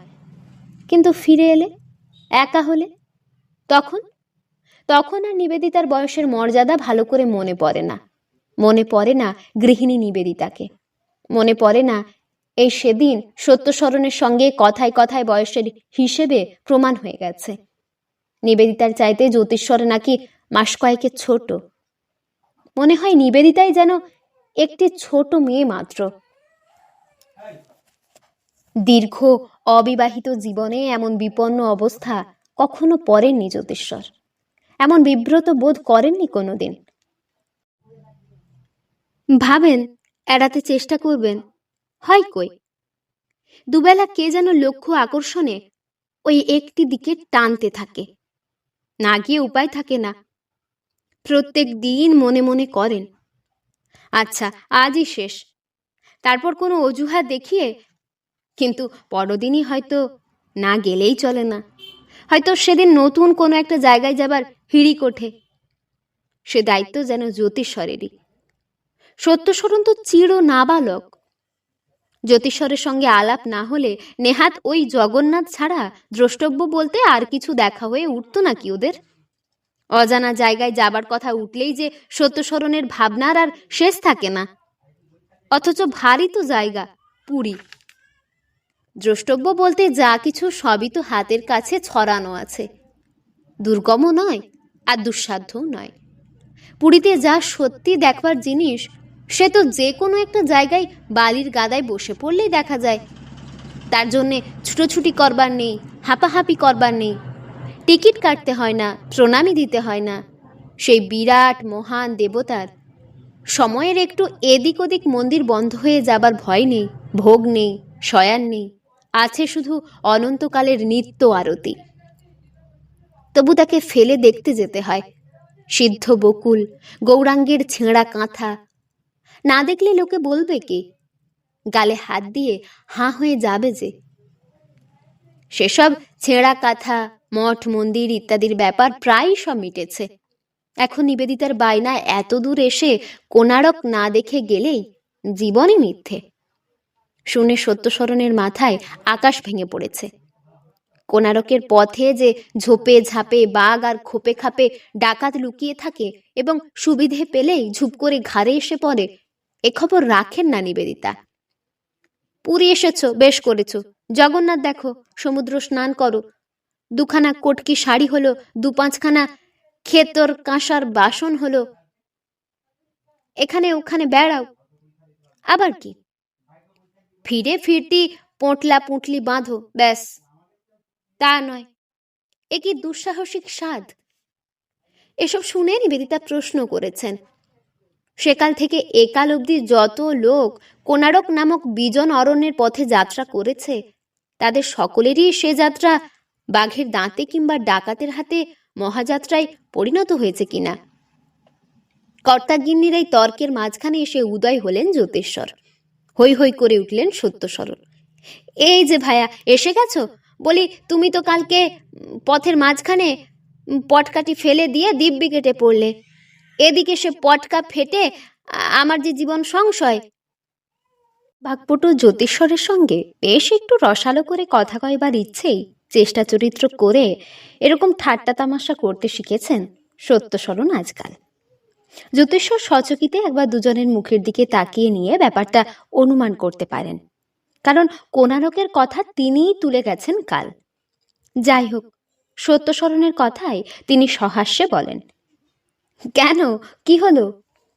হলো আর কি, সেই কোণারক। কাল থেকে মাথায় ঘুরছে, ঘুম নেই রাত্রিরে। মাঝরাত্রিরে উঠে দেখি ঠাই জানালায় বসে। নিবেদিতা অপ্রতিভ বিরক্তিতে বলেন, হ্যাঁ, মাঝরাতে জানালায় বসেছিলাম কোণারকের চিন্তায়। এমন বাজে কথা বলছো কি করে? আচ্ছা তবে খামোখা ঘুম হচ্ছিল না কেন? হচ্ছিল না, তোমার মতো কুম্ভকর্ণ তো সকলে নয় যে বালিশের মাথা ঠেকাবার সঙ্গে সঙ্গেই জ্ঞান শূন্য হয়ে পড়বে। জ্যোতিষ্বর হেসে বলেন, তা যেতে বাধাটাই বা কি? ওখানে হোটেলের বহু লোক যাচ্ছে, প্রায় রোজই তো একটা না একটা দল তৈরি হচ্ছে। যে যায় যাক গে ভায়া, আমার ওসব তেমন সুবিধে মনে হয় না। না হোক সুস্থ শরীর ব্যস্ত করা। আরে বাবা, পৃথিবীতে দেখবার জিনিস কত রয়েছে, কটা দেখেছি। জ্যোতিষ্বর মৃদু হাস্যে বলেন, আমারও অবশ্য আপনার সঙ্গে মতের খুব বেশি তফাৎ নেই, তবে আমার ঘরে হুজুগটি তুলে দিয়ে মজা দেখবার তালেই মত বদলাছিলেন, তাই না? নিজের রসিকতায় নিজেই খুব হাসতে থাকেন সত্যশরণ। নিবেদিতা জ্যোতিস্বরের দিকে তাকিয়ে বলেন, খুব তো বলছেন এখন। সেদিন যে বললেন দুবার গেছেন কোনারকে। এই দলে পড়ে আর কি। ইস, তবে যে বলছিলেন অদ্ভুত ভালো লাগে আপনার। বলে ফেলেছিলাম বুঝি? সে এমন কিছু নয়। আসল কথা কি জানেন? সত্যশরণ বলেন, ও, এবার তোমরা আসল কথায় নামছো। তাহলে তো আগে চায়ের ব্যবস্থা করতেই হয় গো। গলা ভিজিয়ে নিয়ে আরম্ভ করাই তো ভালো। তর্ক শুরু হলে তো ঘন্টা কেটে যাবে। তোমার তো তর্ক পেলে আর। নিবেদিতা বলেন, বেশ, তাহলে আজ আমি চুপ। জ্যোতিস্বর সহসা একবার নিবেদিতার মুখের দিকে তাকান, তারপর মৃদু হেসে শান্ত গলায় বলেন, সেটা সহ্য হবে না। সমুদ্র যদি হঠাৎ আশ্বাস দেয়, আচ্ছা চুপ করছি, সইবে আপনার? নিবেদিতার মুখ এক সেকেন্ডের জন্য কেমন বিবর্ণ দেখায়, মনে হয় উত্তর জোগাবে না। পরক্ষণেই কিন্তু হেসে উত্তর দেন, হো, তার মানে ঘুরিয়ে বলা হচ্ছে আমার কথা সমুদ্র গর্জনের সঙ্গে তুলনীয়, তাই না? সেটা উনিই ভালো বলবেন। গর্জনের স্বাদটা যিনি বিলক্ষণ পান। বলে জ্যোতিস্বর সকৌতুকে সত্যশরণের দিকে তাকান। সত্যশরণ পিঠে গেঞ্জিটা উল্টে তুলে পিঠটা দেওয়ালে ঘষে চুলকোতে চুলকোতে বলেন, ওসব কথার উত্তর কি আর আমার কাছে আছে রে ভাইয়া? তুমি হলে প্রফেসর মানুষ, লেকচার করা পেশা, আর ইনি তো স্রেফ নাটক নোভেল পড়া বিদ্যের জোরেই তোমাকেও হার মানান। আমি বেচারা তোমাদের অর্ধেক কথার মর্মই বুঝতে পারি না। কি যে হেয়ালির ভাষা এখনকার। নিবেদিতা হঠাৎ কলহাস্যে উচ্ছ্বসিত হয়ে বলেন, ওই শুনুন প্রফেসর মশাই, দেখুন, এই এক তিন কেলে বুড়োর হাতে পড়ে জীবনটাই মাটি হলো আমার, দেখুন। সত্যশরণ প্রতিহাস্যে বলেন, আর নিজে যেন একেবারে একালেনি। কোন কালে জন্মেছ? সে কেলে একেলে নির্ণয় করতে কি শুধু আর সাল তারিখ দেখলেই হয়? ওর আলাদা হিসেব আছে, বুঝলে? কি বলেন প্রফেসর মশাই? সত্যশরণ হতাশ ভঙ্গিতে বলেন, ওই দেখো ভায়া, আবার হেয়ালি। কিন্তু সত্যি, তুমি বা এত কথা কবে শিখলে তাও তো ভেবে পাইনে। সমুদ্রের খোলা হাওয়ায় মাথাটা যেন আরো বেশি খুলে গেছে তোমার। মাঝে মাঝে মনে হয় 10 বছর বয়স কমে গেল নাকি। বাইরের লোকের সামনে কোন কথা কতটুকু চালানো যায় আর কোথায় সীমারেখা টানতে হয় সে জ্ঞান বেচারা সত্যশরণের নেহাতি কম। নিবেদিতা ঈষৎ বিরক্তিভাবে বলেন, হয়েছে, থামো, আর কথা খুঁজে পেলে না। আসল কথায় আসুন দেখি প্রফেসর মশাই। কোনারকে যাওয়ার কি হবে? এই বৃদ্ধ ভদ্রলোকটি যেতে রাজি না হন। আমরাই যাই, চলুন। বাঘে খায়, আমাদেরই খাবে। বাসের ব্যবস্থাটা কি? মাথাপিছু কত করে ভাড়া? বহু বাক বিনিময়ের শেষে যাওয়ারই ব্যবস্থায় পাকা হলো। সত্যশরণও অবশ্য শেষ পর্যন্ত রাজি হন, যদিও নিবেদিতা খুব জোর তরবে বলেন, কেন, তোমার যাবার দরকারটা কি? কেউ তো সারছে না, না যাবে নিজেই ঠকবে। আর যদি আমরা বাঘের পেটে যাই তখন প্রমাণ হবে জিতেছ তুমি। সত্যশরণ গম্ভীরভাবে বলেন, অলক্ষণের কথা নিয়ে বারবার ঠাট্টা করতে নেই। বেশ ভাইয়া, ও একটা হেস্তনেস্ত করেই ফেলো। আজ পর্যন্ত তো দেখলাম না কখনো। যেটি ধরবেন সেটি না করে ছাড়বেন। আচ্ছা, তোমরা কথাটা সম্পূর্ণ পাকা করে ফেলো, আমি একটু ঘুরে আসছি। নিবেদিতা বলে ওঠে, কোথায় আবার এখন ঘুরতে যাবে? না না, ঘুরে ঘুরে বেড়াতে যাচ্ছি না কোথাও, একটু দোকানে যাব। দোকানে? জ্যোতিস্বর বলেন, বেশ তো রাত হয়ে গেছে, এখন আবার কোন দোকানে? চলুন, আমি উঠি। আরে না না, কোথায় রাত, বসো না। আমি এই এলাম বলে, যাব আর আসবো। ব্যাপারটা কি? এই এখানে এক বেটা উড়ের পানের দোকান আছে, বেড়ে পান সাজে। গোটা কতক নিয়ে এসে জমিয়ে বসি। হঠাৎ জ্যোতিস্বর বলেন, বৌদি চাইতে ভালো পান সাজে আপনার উড়ে? বৌদি শব্দটাই প্রথমবার ব্যবহার করলেন জ্যোতিস্বর। সত্যশরণের কানে শব্দটা নতুন থেকে কিনা জানি না, তিনি আপন তালেই চটিটা পায়ে ঢোকাতে ঢোকাতে বলেন, বলা উচিত নয় উনি চড়তে যাবেন, তবে এ আর এক ধরনের বেশ মজার স্বাদ। কি যে গুন্ডি মুন্ডি দেয় বেটারা। সত্যস্মরণ চলে যেতেই নিবেদিতা দ্রুত ভঙ্গিতে বলে ওঠেন, হঠাৎ নতুন সম্বোধন কেন? কই? জ্যোতিষ্বর যেন অন্যমনস্ক। ও, বৌদি বললাম তাই? ভালোই তো, কথা বলার সুবিধে। এতদিন বুঝি খুব অসুবিধে পোয়াচ্ছিলেন? আহা, তা কে বলেছে? বাকপটু জ্যোতিষ্বরকেও একা একা এভাবে কেমন একটু নার্ভাস দেখায়। সত্যস্মরণের যদি কোনো বিবেচনা থাকে। নিবেদিতা অদ্ভুত একটা হাসি হেসে বলেন, নিজেকে একটা সম্বন্ধের সূত্রে বেঁধে ফেলতে না পারলে বুঝি নির্ভয় হতে পারছেন না? শুধু বন্ধুত্ব থাকা একেবারে অসম্ভব, তাই না? জ্যোতিষ্বর গম্ভীর কণ্ঠে বলেন, অসম্ভব শব্দটা সত্যি কোনো অর্থ আছে কি না কে জানে, হয়তো নেই। কিন্তু মুশকিল কি জানেন? আপনাদের যে সম্বোধনের ঠিক কিছু সুবিধে নেই। মিসেস উমুক বলতেও খারাপ লাগে। তাহলে নাইবা কিছু বললেন কেন? বিশেষ একটা ডাকে আপত্তি কি আপনার? না, আপত্তি আর কি। কথা শুনে তো মনে হচ্ছে যথেষ্ট আপত্তি। বেশ, তবে ওটা বাতিল। বলুন, কি বলবো? মিসেস দিয়ে পরের নামে না চালিয়ে নিজের নামে দেবী বললেই হয়। কিন্তু আমি তো আপনার নামই জানি না। নাম জানেন না? আশ্চর্য। আশ্চর্যটা অস্ফুট। কিন্তু কেনই বা এটা এমন আশ্চর্য মনে হলো নিবেদিতার? জানাটা কি অবশ্য কর্তব্য ছিল জ্যোতিষ্বরের? জ্যোতিষ্বর বলেন, নাম জানবার সুবিধে পেলাম কবে? উনি তো ওগো শুনছ দিয়েই কাজ সারেন। আপনিও তো বৌদি টৌদি যা হয় দিয়ে কাজ সারছিলেন, তাই না? কাজ সারা নিয়েই কথা। তাছাড়া আর বেশি দাবি করবার ভরসা পাচ্ছি কোথায় বলুন? কথা বলবার জন্যেই কথা বলা।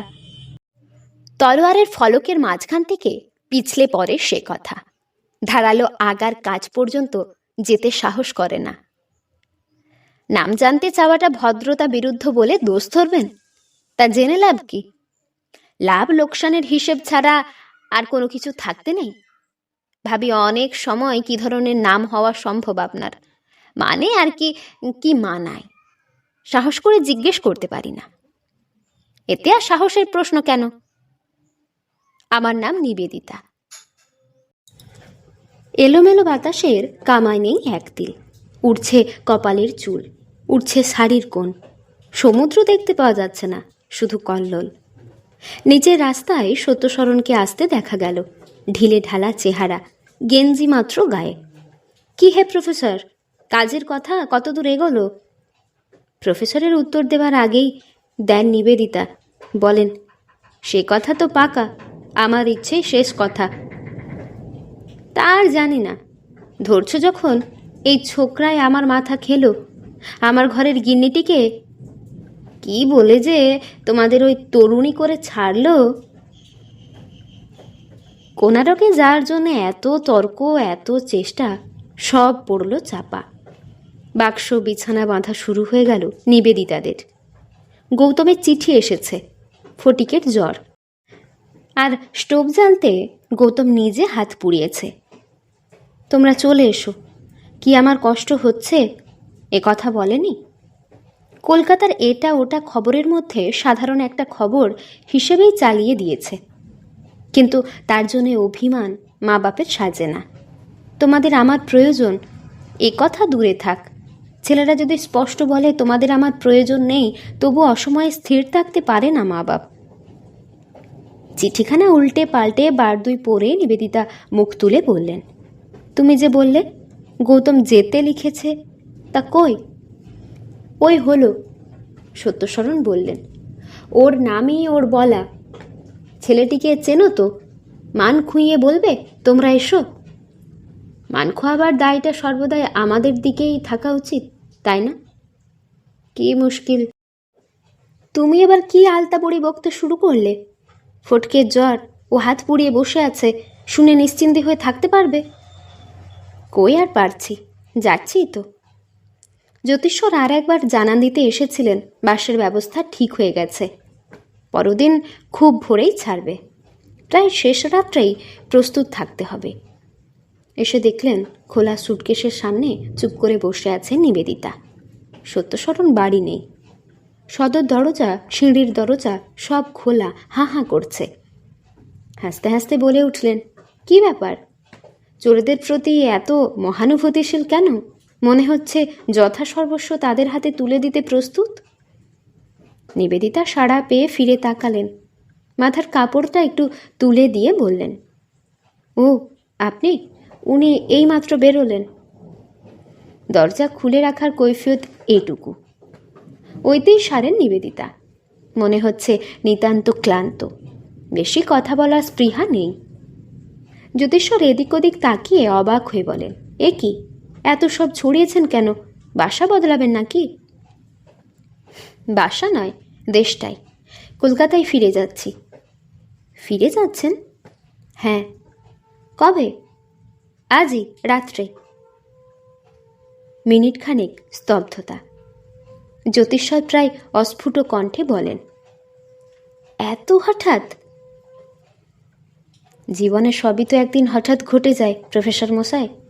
মৃদু হাসলেন নিবেদিতা। কিন্তু কেন? বুকটা দূর দূর করে জ্যোতিষ্বরের। পুরুষের বুক হলেও করে। সত্যশরণ কি কিছু সন্দেহ করেছেন? নিবেদিতাকে কোণারকে নিয়ে যাবার প্রস্তাবে জ্যোতিষ্বর কি বেশি আগ্রহ প্রকাশ করে ফেলেছিলেন? তাই শঙ্কিত কণ্ঠে প্রশ্ন করেন, কিন্তু কেন? গৌতমের চিঠি এসেছে। চাকরের অসুখ। নিজে লুচি ভাজতে গিয়ে হাত পুড়িয়েছে নাকি? ও এই কথা। বুকের স্পন্দন কিছুটা স্বাভাবিক হয় জ্যোতিষ্বরের। তার জায়গায় আসে হতাশা। বলেন, তা একেবারে আজকেই? বেশি পুড়িয়েছে নাকি? লেখেনি কিছু স্পষ্ট করে, কিন্তু আজ আর কাল যেতেই যখন হবে উনি আর তর্ক করিনি। না মানে বলছিলাম, কোনারক ঘুরে এসে পরশু রাত্রের গাড়িতে যেতে পারতেন। সে হয় না। হঠাৎ বিশেষ ব্যগ্র কণ্ঠে বলে ওঠেন জ্যোতিষ্বর। কেন হয় না? একটা দিনে আর কি এমন এসে যাবে? আপনি যাবেন ভেবে কাল থেকে? কি কাল থেকে?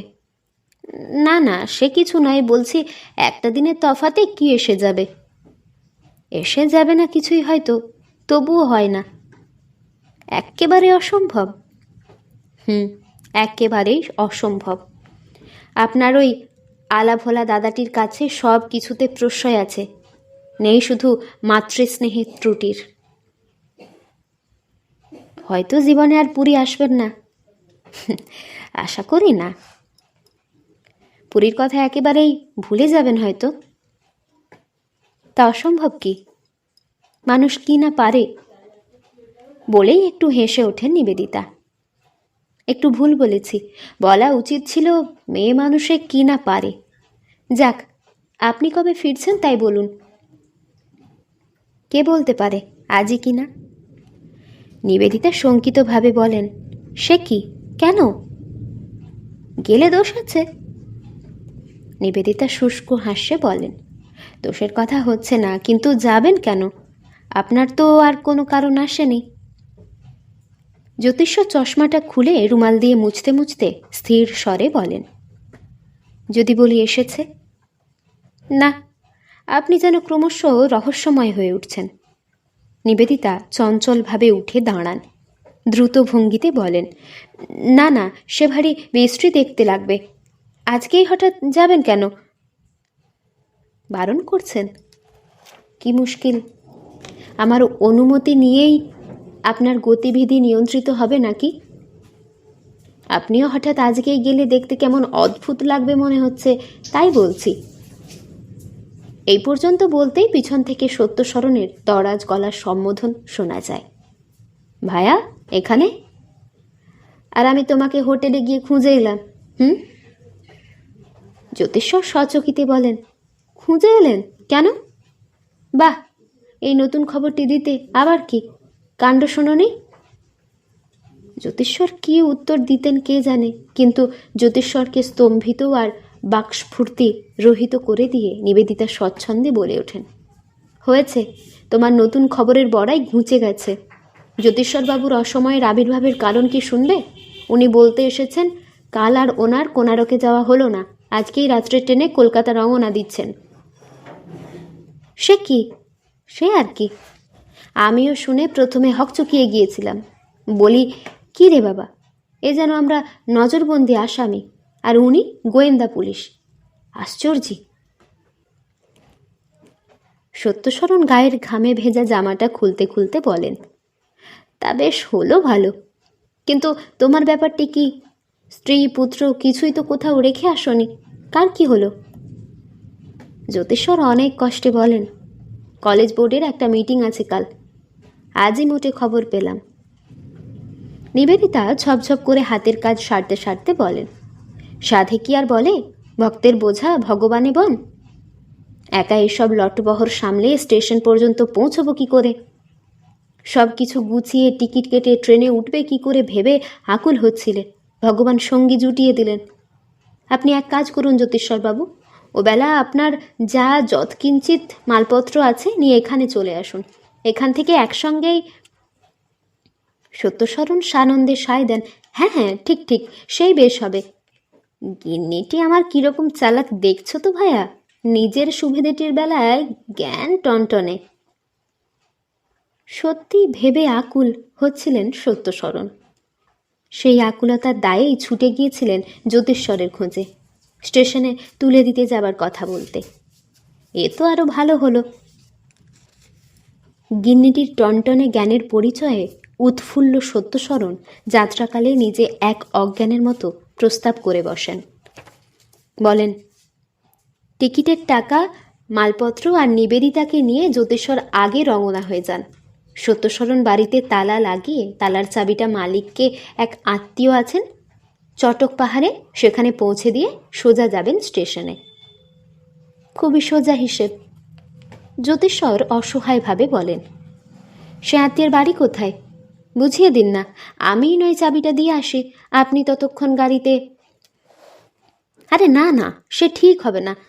আমাদের ব্যবহারের জন্যে ওরা চৌকি, শতরঞ্জি, বালতি, তোলা উনুন অনেক কিছু পাঠিয়ে দিয়েছিল, তার জন্য একটু ধন্যবাদ দিয়ে আসি। এমন আকস্মিক যাবার প্রোগ্রামও তো ছিল না, ভেবেছিলাম ভদ্রলোককে একদিন ডেকে এনে আপ্যায়িত করা যাবে, সে আর তো হলো না। গাড়ির জন্যে ভেবো না, হেঁটে আমি যাচ্ছি না, একখানা সাইকেল রিক্সা ধরে নিও। তুমি কিন্তু এগিয়ে পড়ো এইবার। কই গো, নাও চটপট, তোমাদের গাড়িতে তুলে দিয়ে তবে তো তালা লাগাবো। ইশারায় স্বামীকে একটু আড়ালে ডেকে নিবেদিতা বিপন্নভাবে বলেন, আচ্ছা, তোমার সাধারণ বুদ্ধিটা এত কম কেন বলো তো? এরকম প্রস্তাব করতে গেলে কেন? সত্যশরণ উদ্বিগ্নভাবে বলেন, কীরকম প্রস্তাব? এই জ্যোতিশ্বরবাবুর ঘাড়ে নির্জীব সজীব সব কিছু পোঁটলা পুটলি চাপিয়ে দিয়ে নিজের দিব্যি ঝাড়া হাত পা হয়ে। সত্যশরণ এক গাল হেসে বলেন, ও এই কথা, সে তুমি কিছু ভেবো না, প্রফেসর কিছু মনে করবে না, ছেলেটা খুব ভালো। ভালো হয়ে তো ভদ্রলোকের ভারী সুবিধে হচ্ছে দেখছি, কিন্তু একটা কি দেখতে ভালো লাগে? একা আমি ওর সঙ্গে গটগট করে চলে যাব, তুমি আলাদা যাবে, বেশ শোভন হবে। সত্যশরণ হা হা করে হেসে ওঠেন, হরি বলো, এই ভাবনায় অস্থির হচ্ছ? কচি খুঁকি, বলুক না কেউ কিছু, কার ঘাড়ে কটা মাথা? বলবার লোক এখানে বসে নেই কেউ, কিন্তু ধরো আমিই যদি ওর সঙ্গে পালাই। দ্রুত নিঃশ্বাস পড়তে থাকে নিবেদিতার, মুখের রং অস্বাভাবিক লাল হয়ে ওঠে। তা পালিও, তবে গিয়ে কিন্তু ঠিকানাটা দিও।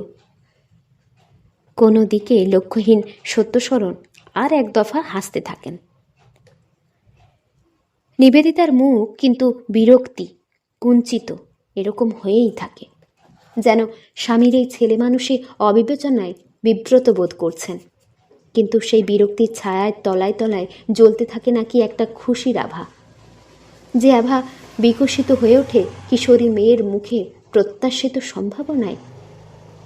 বাড়ি থেকে স্টেশনে যাবার পথে পরমায়ু কতটুকুই বা, মোটরে বড় জোর মিনিট 8 কিন্তু এই সময়টুকুর মধ্যে কি সমস্ত পৃথিবীটা ওলটপালট হয়ে যেতে পারে না?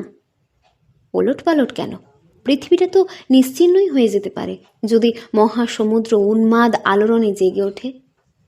8 মিনিট সময় কি কম, কিংবা হয়তো কমই। সাহস সঞ্চয় করতেই যে অর্ধেক সময় কেটে যায়।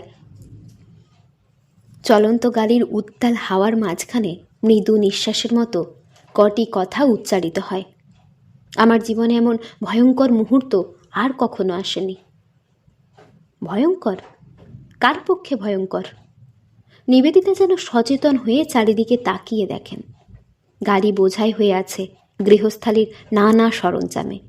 ওই ঘটি, বাটি, বাক্স, বিছানাগুলোর মধ্যে থেকেই কি শক্তি সংগ্রহ করতে চাইছেন নিবেদিতা? কে জানে কি, হাসতেই তো দেখা যাচ্ছে তাকে।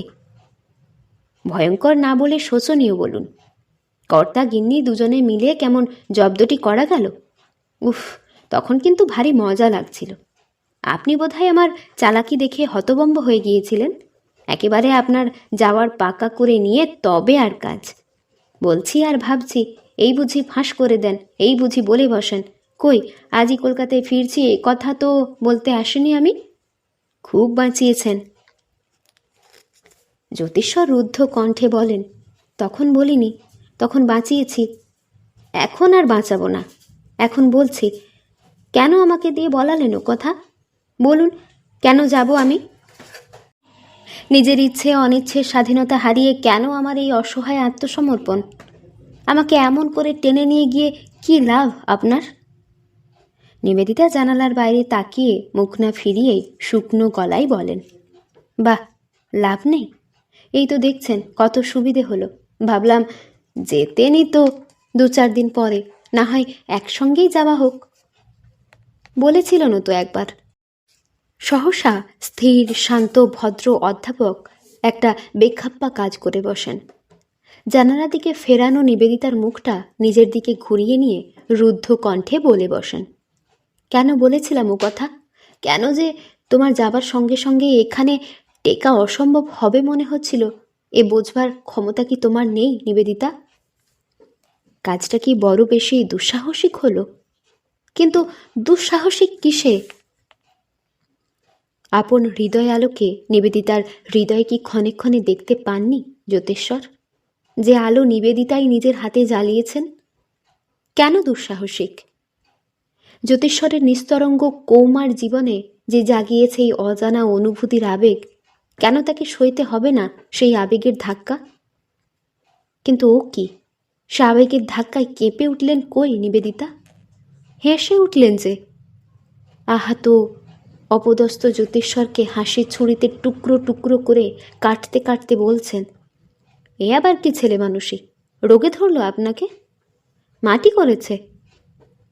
নিবেদিতা, দোহাই তোমার, হেসো না এমন করে। আরে আরে কি কাণ্ড! না হাসিয়ে ছাড়লেন কই আপনি?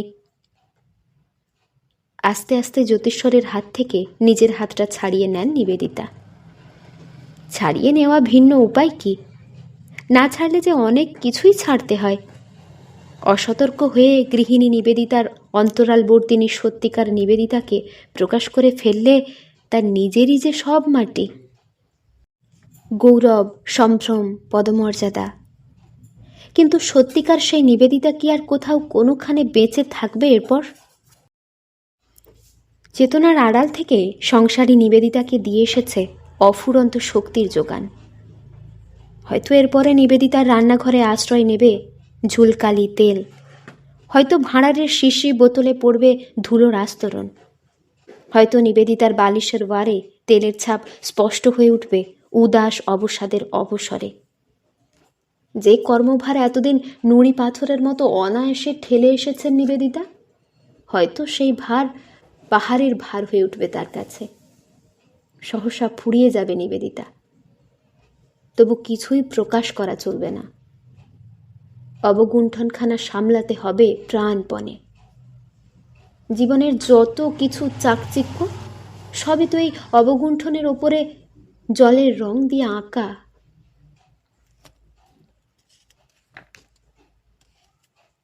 এতক্ষণ শুনছিলেন আশাপূর্ণা দেবীর লেখা গুণ্ঠনবতী গল্পটি। এই গল্পটি আপনাদের কেমন লাগলো তা আমাকে অবশ্যই কমেন্টের মাধ্যমে জানিয়ে দেবেন। যদি ভালো লাগে তাহলে লাইক এবং সাবস্ক্রাইব করে আমাদের পাশে অবশ্যই থাকবেন। আবার দেখা হবে পরের কোনো একটি গল্প নিয়ে।